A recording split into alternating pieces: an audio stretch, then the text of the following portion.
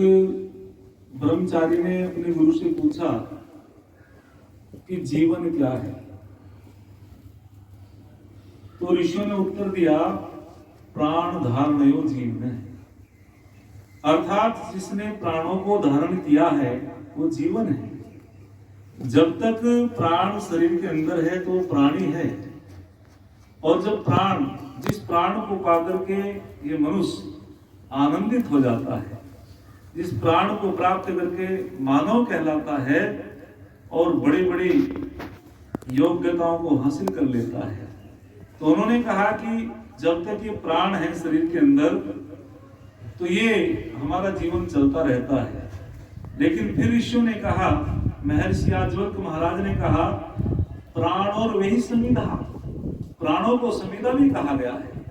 जैसे हवन कुंड में जब तक समिधा जलती रहती है हवन चलता रहता है, ऐसे ही समिधा की भांति जब तक शरीर के अंदर प्राण चलते रहते हैं तो हमारा शरीर भी चलता रहता है।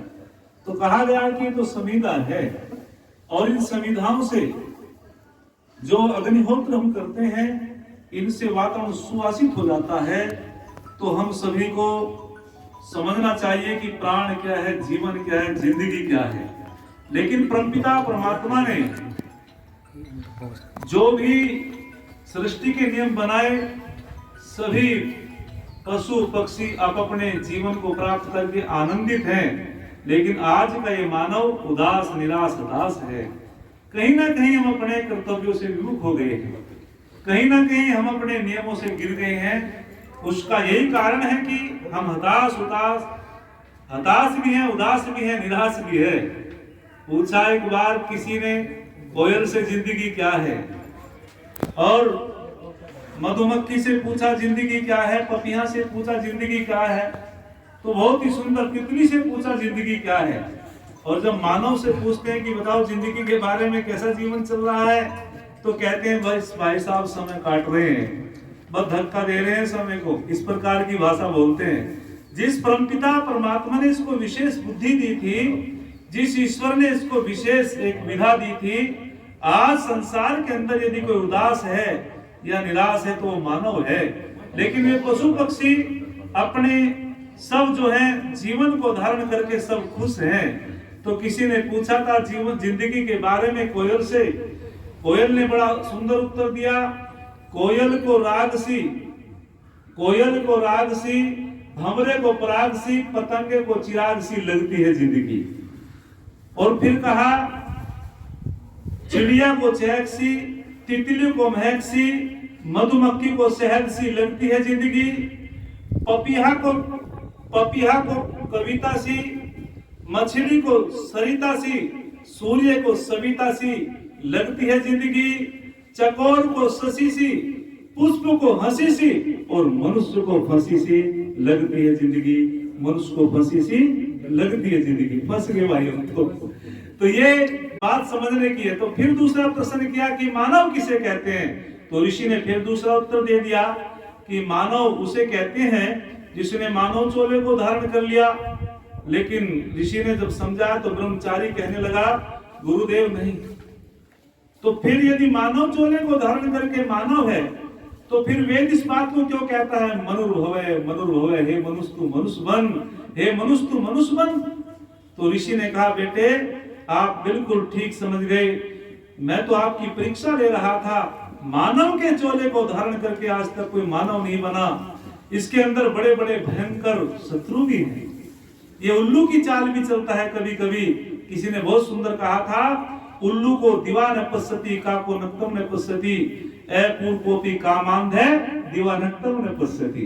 अरे उल्लू को दिन में नहीं चमकता, कौवे को रात्रि में नहीं चमकता, लेकिन जब ये मानव काम में अंधा हो जाता है, न इसे दिन में चमकता न इसे रात्रि में चमकता, निश्चित रूपे ये अपने कर्मों से गिर जाता है।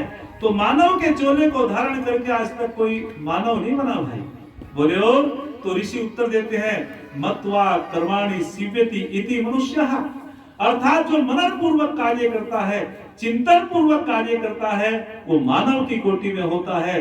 जो सोच समझ करके काम करता है, वेद के अनुकूल जिसका जीवन है, धर्म के अनुकूल जिसका जीवन है, वो मानव की कोटि में आ जाता है, और जो धर्म से गिर जाता है वो मानवता से गिर जाता है। समस्त प्राणी पशु पक्षी जमीन पर चलते हैं, लेकिन ये मानव धर्म पर चलता है। जैसे वैशेषिक दर्शन में हमने पढ़ा, यहाँ धर्म का अर्थ हिंदू मुस्लिम नहीं भाई, यहाँ धर्म का मतलब है वस्तु के गुणों से। सचिन जी, वस्तु के गुणों से। जैसे अग्नि का धर्म क्या है? उष्णता प्रदान करना, जलाना। और वायु का धर्म क्या है? गति प्रदान करना।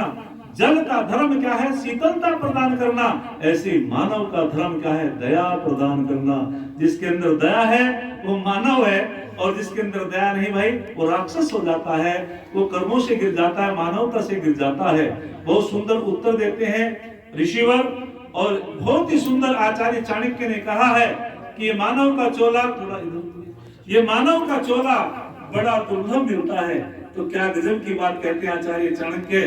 वे कहते हैं पुनर्वित्तम पुनर्मित्रम, पुनर्वित्तम पुनर्मित्रम पुनर्भार्या पुनर्मयी एतत् सर्वम पुनर्लभ्यम न शरीरम पुनः पुनः। आचार्य चाणक्य कहते हैं कि हे संसार के लोगों, आपको दोबारा से जायदाद, जमीन, संपदा मिल सकती है, आपको दोबारा से पत्नी आदि भी मिल सकती है, लेकिन ये मानव का चोला बार बार मिलने वाला नहीं है, ये दुर्लभ है। इस मानव चोले को धारण करके आपने शुभ कर्म नहीं किया तो निश्चित रूपेण आपका अगला जन्म भी बिगड़ जाएगा। और इसी बात को महर्षि वेदव्यास जी से पूछा गया था। अनेक लोगों ने प्रश्न किया कि इस संसार के अंदर सुखी कौन है? तो कोई कहता है कि धनवान सुखी है, कोई कहता है गुणवान सुखी है, कोई कहता बलवान सुखी है, कोई कहता बुद्धिमान सुखी है। तो महर्षि वेदव्यास जी ने बहुत सुंदर उत्तर